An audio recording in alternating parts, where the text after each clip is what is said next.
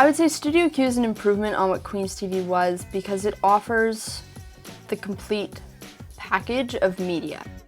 You pool all those creative minds into one spot and you really get a lot more interesting and creative content. The AMS decision to cut out Queen's TV, or the broadcast journalism aspect of Queen's TV, to me was a very discouraging set of news that I received that day. I really wish they kept the news side, because then the Journal is now the sole news outlet, and they gave them the cameras and they're not going to use it. They're not going to learn how to use it, which is kind of disappointing. For me personally, I don't think there's anything for me to learn from Studio Q. Personally, I am very upset by it.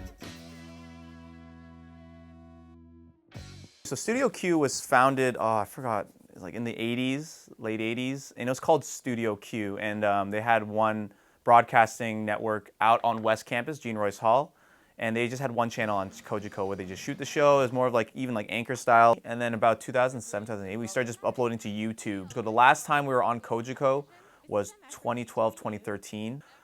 So the volunteers, although are small, they go into great places, and most of them do go into the film industry because of the work that they did at Queen's TV. So Mike Wise from CBC got a start. He's an anchor for CBC Toronto, and he got a start here at Queen's TV. And Julie Binks, who is a reporter for Jay and Dan O'Toole on Fox, she was a Queen's TV alumni too.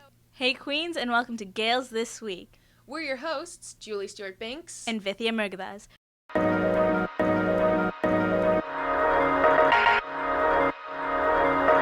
Hello, this is Andrew Clark for QTV Kingston Life. For Queen's TV, I was a reporter, which meant that I would go live on location to certain areas and report about issues involving the Kingston area. I also anchored the sports segment highlights on every Sunday. My career aspirations for the future definitely involve something to do with the media.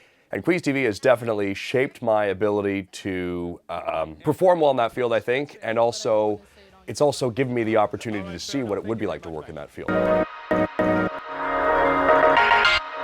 This is Travis with Queen's TV, and it's f***ing snowing. So I was part of Queen's TV for 3 years. I joined as a volunteer, so then allowed me the next year to apply for business manager to kind of get involved, see the finance side, kind of run things. And then next year I became the executive producer. Come on into my office. I'm Travis Reed, the Queen's TV executive producer. So I do a lot of the administration, works behind the scenes here. Hey guys, I'm Ray. And I'm Evan. We're with QTV After Hours, and it is 12 bars night. Queen's TV was a big part of my academic experience. Like, it played a pretty major role in me deciding to pursue a film minor and, like, hopefully a career in film production later on.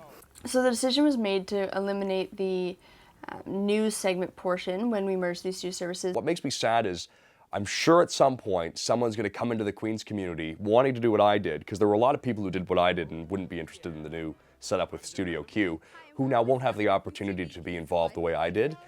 And I probably wouldn't have become involved with Studio Q 2 years ago the way it's set up right now. So that's really discouraging.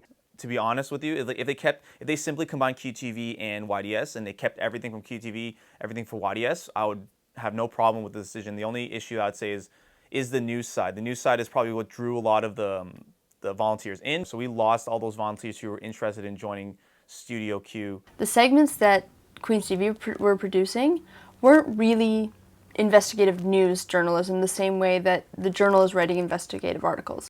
First off, what are the colors of the Irish flag?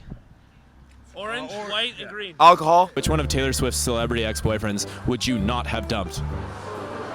Like 99% of them. Do you guys know of any possible pickup lines you would use at Fluid? I wouldn't want to pick the women up at Fluid. It was a lot more of fun, like, human interest pieces that still can be made in the news service in a somewhat different way, but we weren't really doing the hard-hitting news journalism the same way the Journal was. And so I think with this merge, we saw it as an opportunity to let go of that and push the content more toward documentary style and that kind of thing that was more film and less news. They just took all the money-making parts of QTV and brought it over to Studio Q, so it just sort of became a money-making machine. We would interview, question the AMS and like hold it accountable for different decisions that it made and like report on that. whereas now it just seems like it's an AMS propaganda printer sort of thing. And there was a fair bit of feedback from the alumni.